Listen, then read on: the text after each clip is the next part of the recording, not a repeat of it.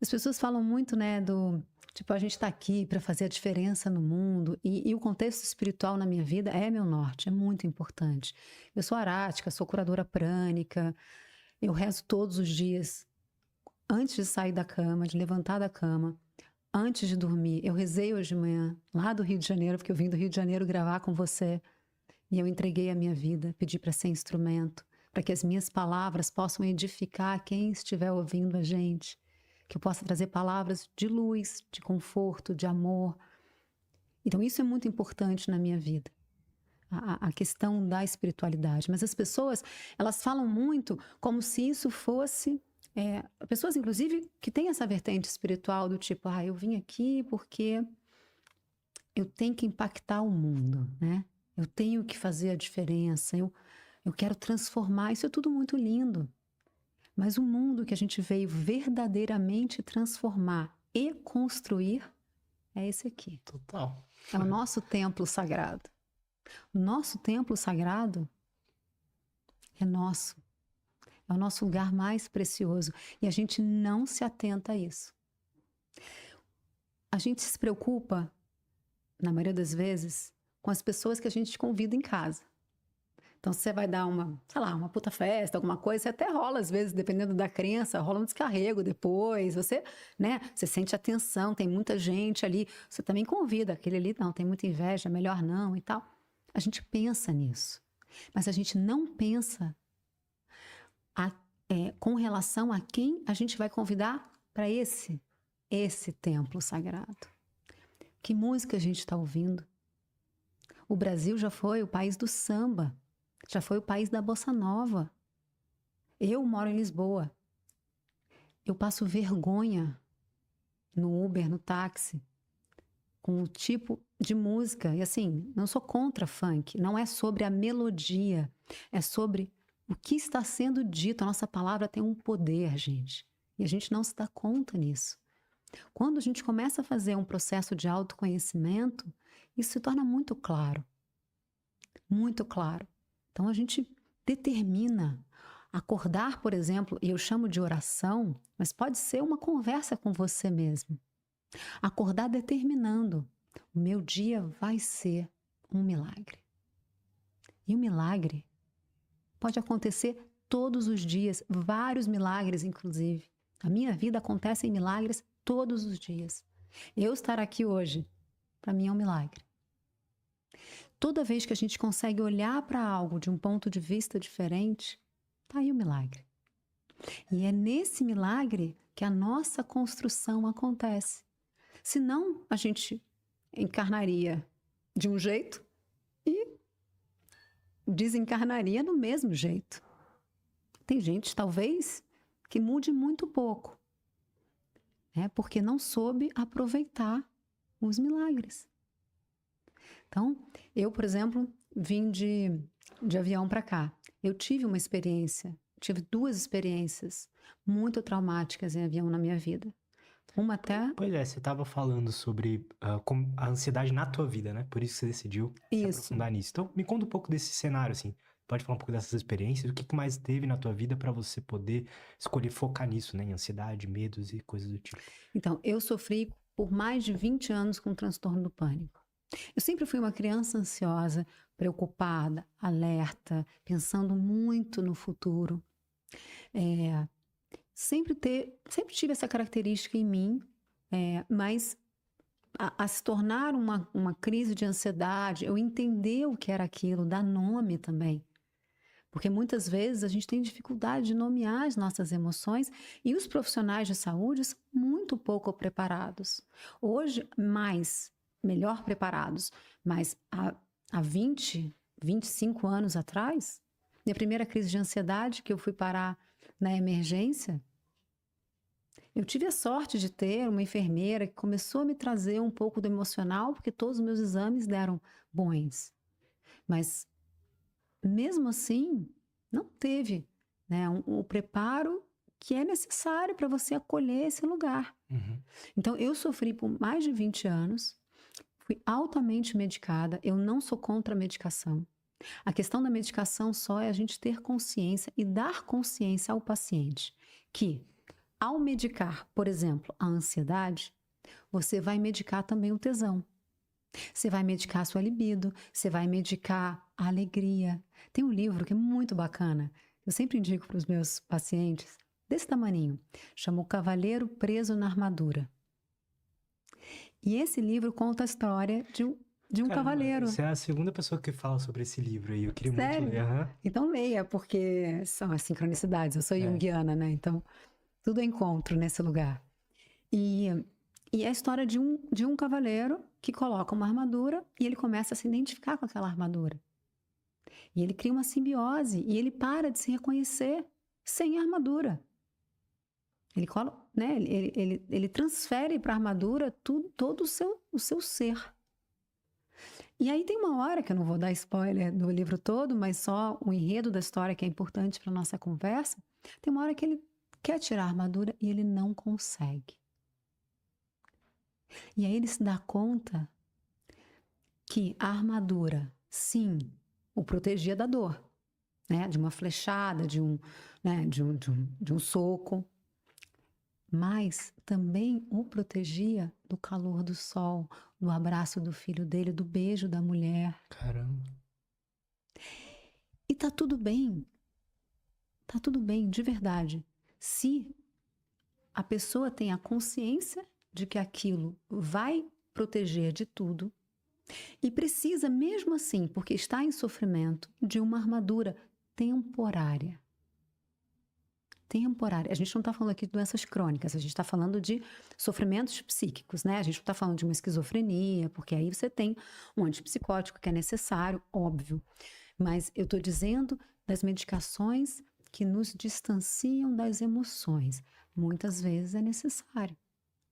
Mas muitas vezes, e o que eu tenho visto cada vez mais, são pessoas com medo de sentir.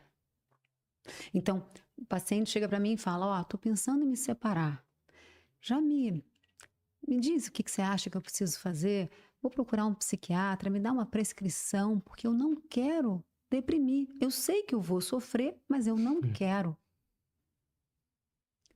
Eu vou fazer uma reunião e tem um risco de eu ficar ansioso. Então, quantas gotas de Rivotril dá para eu falar na reunião, mas não parecer, né, um chapado?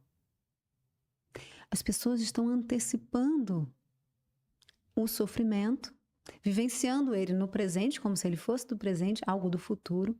E com isso, elas estão querendo se anestesiar da vida. Então é importante que esse paciente saiba, como a gente está contando a minha história e eu estou indo e vindo, mas eu não sabia. Ninguém nunca tinha me dito isso. Ninguém nunca tinha me dito que, Maria, tá, você vai tomar essas 3 medicações. Mas sabe o que pode rolar? Pode rolar, né, de você não ter mais libido, de você, de repente, não ter, né, tanta libido, inclusive, é uma energia, né? A libido não fala só sobre o sexo, a libido também é o tesão na vida, é acordar de manhã e falar, uau, tô vivo. É você ter energia para colocar num projeto. Você aqui, você acorda 3, 4 vezes na semana, vem gravar, isso é energia. Então, imagina se você anestesiar essa energia. Qual vai ser o resultado da tua vida? É a sua vida. E a gente fica muito focando nessas construções externas e esquece que é a gente que está em construção. E que nessa construção está tudo bem. Erros e acertos. Eu estou finalizei agora uma pós com Gabor Maté, que é um psicólogo que fala, ele é psiquiatra também e psicólogo, e ele fala dessa comunicação não violenta, de um lugar de compaixão. E foi muito transformador. Esse nome não me é estranho. Não, depois você dá uma pesquisada, ele é bem interessante. Ele vivenciou a guerra, então ele tem, né, um histórico de um inconsciente coletivo dele num lugar de sofrimento. E ele ensina essa questão da compaixão. E aí foi muito interessante, porque a hora que eu sou psicóloga, eu tenho as ferramentas, estudo. E eu entrei no curso, falei, eu quero ser melhor terapeuta. Eu quero ser melhor instrumento. Eu quero lapidar, né, me lapidar para poder servir. Servir, inclusive, é lindo, porque é deixar o ser vir e cumprir o seu propósito. A gente precisa se lapidar para isso. No meio do processo, eu descobri que quem precisava de compaixão era eu comigo mesma. Porque o meu chicote é muito afiado. Então, eu estava te contando do meu voo vindo para cá. Então, eu tive esses 2 episódios de turbulência. Uma turbulência severa e um pouso de emergência com, sabe, o escorregador, oxigênio. E foram experiências muito traumáticas, claro, né? Eu desenvolvi, na época, uma aerofobia. E aí, como a minha pulsão de vida é muito grande, significa que eu tenho muita resiliência, muita vontade de viver e muita curiosidade perante a vida. Eu pratico essa postura da criança do budismo, né? Olhar para as coisas com curiosidade. Eu tentei vários caminhos para me curar da aerofobia. Então, eu fiz curso de aerofobia na TAP, eu fiz curso de aerofobia com o Lito aqui em São Paulo, eu li todos os livros que você possa imaginar, eu, psicóloga, especialista em ansiedade e medos. Só que eu sou ser humano. Eu sou ser humano. E eu posso sentir qualquer coisa, inclusive medo diante de uma situação que dá medo. O medo naquele momento é protetor. Porque, claro, eu precisei sair do avião, eu precisei estar acordada, eu precisei estar atenta. O medo cumpriu o seu propósito. E avião é super seguro, eu passei por 2, estou aqui viva e tudo mais, mas fica na memória um trauma. E eu desenvolvi essa aerofobia e vim trabalhando e tudo. Hoje, eu não posso dizer que eu tenho a aerofobia, mas eu tenho um sofrimento ao voar. Eu tenho um sofrimento ao voar. É o único paciente, por exemplo, que eu não recebo. Os pacientes me buscam muito, porque eu voo muito, muito.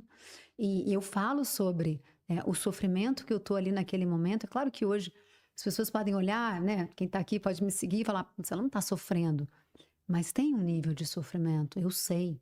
Eu sei o que é necessário. Eu sei a conversa que eu tenho comigo na noite anterior de um voo. Eu sei o quanto que as minhas próprias energias me possuem num lugar de desistência. Eu sei quando eu entro num avião e fecho a porta, um pouquinho de coração acelerado. E o medo é a falta de fé.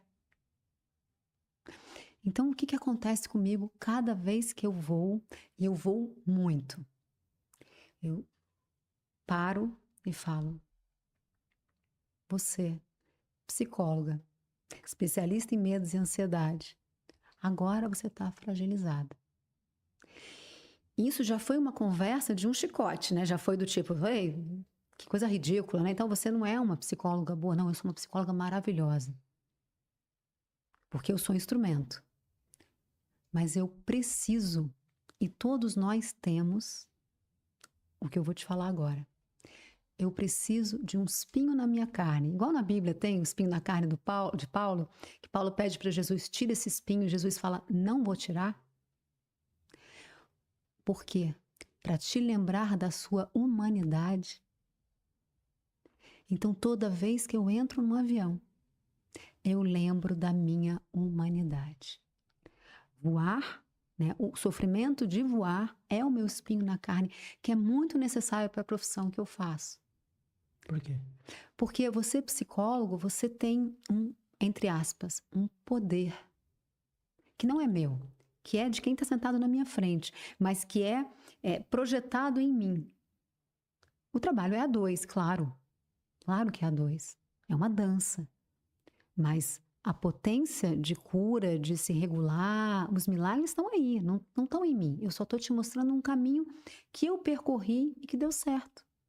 Inclusive, eu estou lançando meu livro agora, estou lançando um curso de demanda mesmo, porque eu não dou conta, tem um consultório muito cheio, fila de espera e tudo. Então, eu comecei a fazer ferramentas acessíveis para que as pessoas possam também ter as suas próprias ferramentas, se inspirar ali, não é para seguir, mas pode seguir ou não seguir, mas se inspirar para ter autonomia.